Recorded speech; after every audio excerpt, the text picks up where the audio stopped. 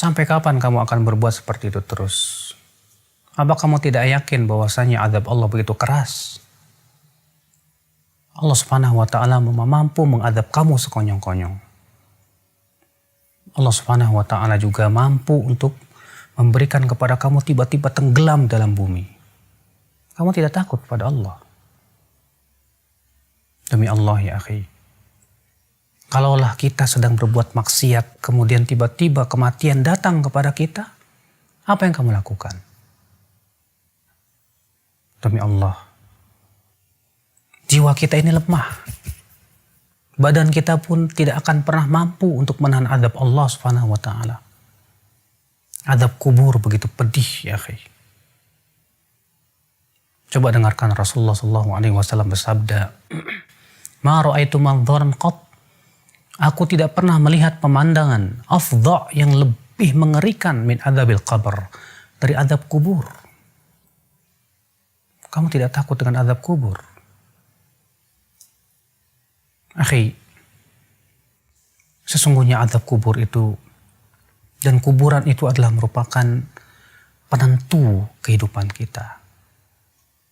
Kamu kira setelah kamu mati, lalu kamu dikuburkan di kuburan, kamu akan tenang hidup begitu? Kamu kira setelah kamu meninggal dunia, itu peristirahatan kamu yang terakhir? Kamu tidak akan ditanya oleh malaikat Munkar dan Nakir?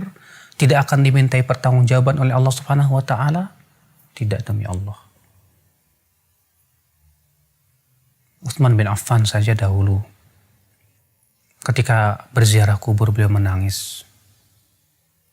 Ketika ditanya kepada Utsman, "Kenapa hai Utsman, ketika dibacakan kepada kamu surga dan neraka, kamu tidak menangis? Tapi ketika kamu berziarah kubur, kamu menangis?" Utsman berkata, "Kan aku mendengar Rasulullah SAW bersabda, Innal qabra awwalu manazil akhirah." Sesungguhnya kuburan itu adalah persinggahan akhirat yang pertama kali. Faman naja minhu, siapa yang selamat di kuburannya, fama ba'dahu aisar min, maka yang setelahnya lebih mudah dari itu. Faman lam yanju minhu, tapi siapa yang tidak selamat di kuburnya, maka yang setelahnya lebih sulit dari itu. Jangan kamu anggap remeh azab kubur.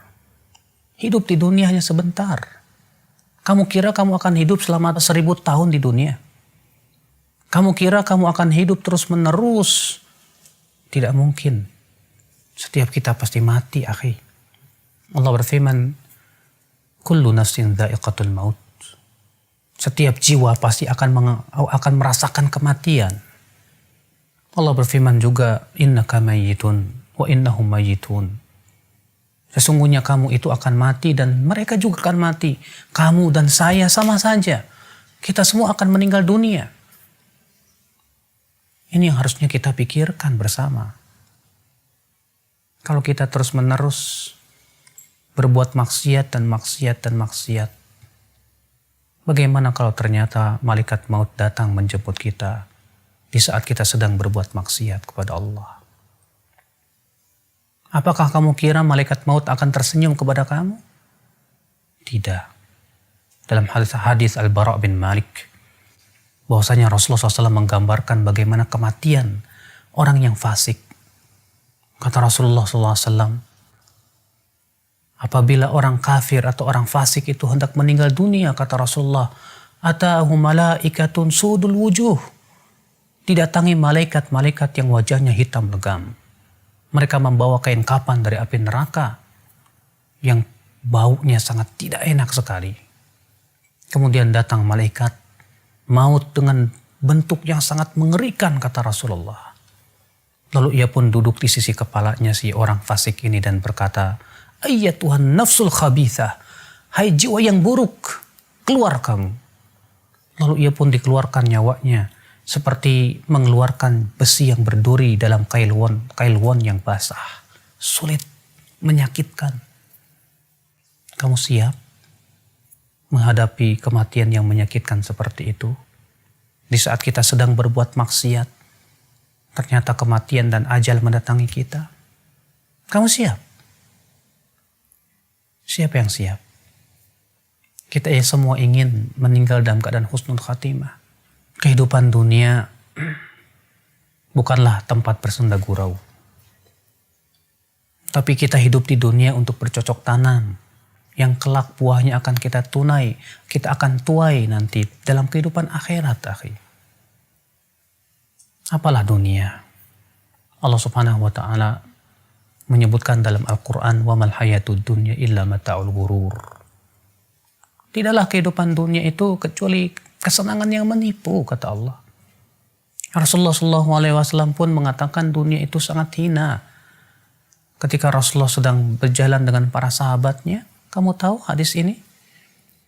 Ketika itu Rasulullah SAW menemukan bangkai seekor kambing yang telinganya putus. Kemudian Rasulullah SAW mengangkatnya dan berkata, siapa yang mau membeli bangkai ini dengan harga 1 dirham? Kata para sahabat, wahai Rasulullah, kalaupun ia hidup, kami tidak mau membelinya. Kenapa? Karena ia cacat, hai Rasulullah. Bagaimana ini sudah menjadi bangkai? Kata Rasulullah, la dunya ahwan indallah min hada. Dunia itu lebih hina di mata Allah daripada bangkai ini. Kita hidup di dunia sebentar, akhi. Apakah hanya karena kita ingin mendapatkan dunia dan dunia, memuaskan syahwat kita dan hawa nafsu kita, kita gadaikan kehidupan yang sepanjang begitu? Kalau misalnya kamu hidup di dunia 60 tahun, tahukah kamu satu harinya di sisi Allah 1000 tahun? Kalau satu hari 24 jam di sisi Allah 1000 tahun, berarti kita hidup di dunia hanya 1,5 jam.